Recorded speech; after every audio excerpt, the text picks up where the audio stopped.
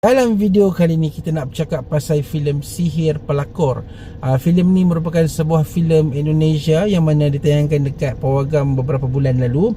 Sekarang dah masuk kat Netflix dan aku berkesempatan untuk tonton. Okey, aku dah sampai ke satu tahap yang mana bila aku tonton filem Indonesia ni, aku dah boleh hafal template dia. Aku nampak yang diorang ni cuba untuk try keluar daripada some clichéness of this typical seram horror lah. Dia orang dah explore gore and violence, dia orang dah explore theme curang, dia orang explore adaptation of podcast dan banyak lah. Sampai ke satu tahap aku rasa dia orang dah sampai ke limit yang tepu. So Sihir Pelakor ni dah nak ke bucu-bucu itu, nak ke arah-arah itu, ke pengakhiran filem-filem seram yang hebat. Dia orang perlu find some materials yang lebih bagus untuk sampai ke benda yang orang kata kembali balik orang tengok filem seram lah. Tapi tak apalah, kita akan bercakap pasal Sihir Pelakor. Tapi sebelum tu kita intro.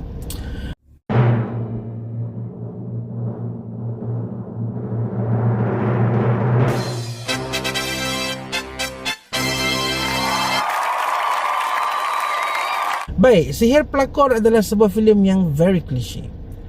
It's like you put yourself into a movie yang korang rasa macam, aku dah pernah tengok lah movie ni, aku dah pernah tengok lah. Cuma they switch character, they switch somewhere there and there.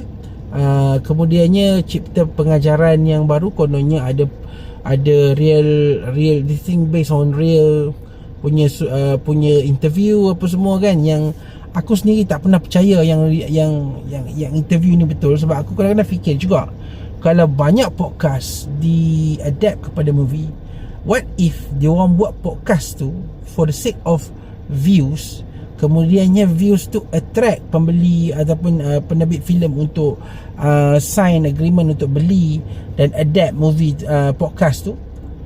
Dan sekarang ni the authenticity of the podcast tu sendiri dah boleh diragui, sebab trend akan cipta pemalsuan. Sebab bila aku pun kalau fikir macam sekarang ni trend untuk adapt daripada podcast ni memang sangat banyak. So what if ada banyak podcast dekat luar tu direka untuk attract views dan kemudiannya membuatkan penerbit filem beli. It's like podcast ni adalah satu proposal untuk cipta filem. We don't know, aku tak tahu, tapi aku fikir what if kan. Kembali balik kepada Sihir Pelakor. Sihir Pelakor ni adalah sebuah filem yang very cliche. Adalah little things yang bagi aku agak kurang sesuai sikit, macam adegan-adegan yang intim apa semua tu. Bagi aku benda tu adalah satu percubaan untuk diorang masuk ke situ. Tapi aku rasa people start rejecting that kind of things lah. What's the point of doing that intimate scene, buat scene intim, tapi when you send it to Malaysia, what's the point? People akan kecam dan orang tak akan tengok kan. So aku rasa better tak pergi ke situ kot. Kalau nak buat naughty sikit-sikit tu okey lah, tapi kalau sampai ke tunjuk adegan katil apa semua tu, aku rasa that's too far. Okay. Dan daripada story filem ni is very straightforward. Dia macam tengok podcast tu jugalah, tapi diceritakan dalam bentuk babak per babak. Okay, and there's nothing special. Dekat ujung pun macam biasa kita akan bertemu dengan scene rasuk yang bagi aku kita dah start bosan. Walaupun the possession punya scene tu memang dibuat dengan begitu gempak, dengan iringan-iringan ayat-ayat apa ruqyah lah apalah, kemudian ada tazkirah dekat hujung watak ustaz. Ini adalah tim yang atau bukan template yang mana kita pernah buat dulu ketika MIG punya era dekat Malaysia. Sekarang diorang dah sampai ke tahap itu yang mana kita dah buat dulu.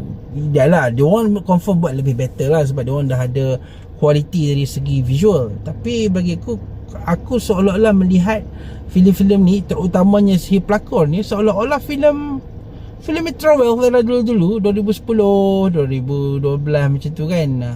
Ending ni Pak Ustaz tolong buat benda-benda macam tu, which is kita sendiri boleh argue kan, for the sake of fiction kita terima, tapi in real life kita boleh argue jugalah. Tapi benda ni ialah memang sihir itu ada, sihir itu memang wujud. Okay, ayat ruqyah itu memang digunakan, tapi bila digunakan untuk for the sake of fiction, bila terlalu banyak sangat, kita sampai-sampai rasa macam you need to find something else to make horror movie dekat Indonesia ni lagi bagus berbanding sekarang.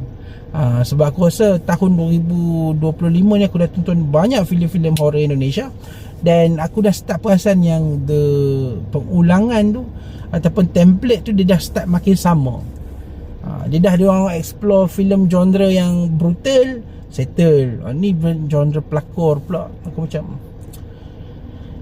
bagi aku movie ni biasa lah, there's nothing special, boleh layan, tapi tak ada benda yang menarik sangat lah kan. It's like watching IPA dalam maut versi horror macam tu lah, walaupun ni bukan IPA lah kan. Aku rasa itu sajalah review ringkas aku berkenaan dengan filem Sihir Pelakor. Kita jumpa lagi di video akan datang. Assalamualaikum.